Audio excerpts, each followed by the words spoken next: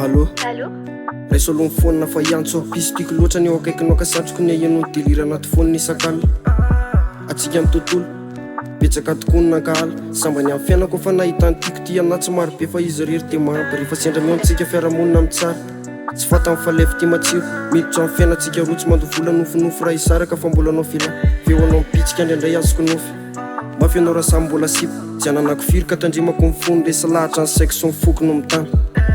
Mameno saina, mameno fo forever ahodoriany antsika roa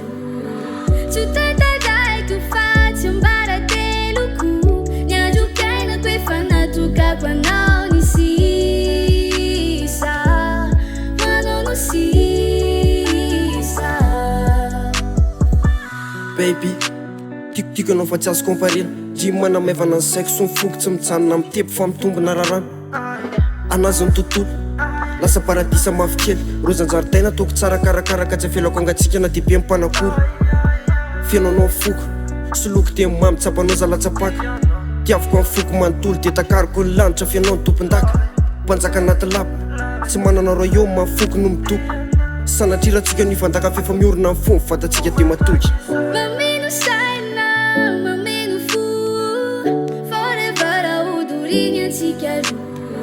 tsy ho tatadaiko fa tsy ambaradeloko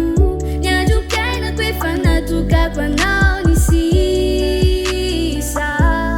manao no sisa. Sambanao tanteraka amin'ny foko aleo anova zavatra vavoantsika artiko raha mety avaloany adsoko sy ny toetra ratsy vitako na mafy zay efiko vokatry ny fo raisy fahatolotry miteratra amin'ny tanana homarika fa tena natikoa ianao ka na dia maderery ary dia matsiaro fanamana no avitsika roa inao fefa lahatra amin'ny eny ray tsy to sambatra tanteraka amin'ny foko tsisy kanina ketrehako mba tsara noho ny talo sandroko ny ahitanao ny fatana hitatana ny tananao amihina ny fatany anomikila vany isak'alina isanora tsy mijanona fa tiakona ny toetrany. Mameno saina, Mameno saina, mameno fo mameno fo forever ahodoriany antsika roa yeah. tsy ho tatadaiko fa tsy ambaradeloko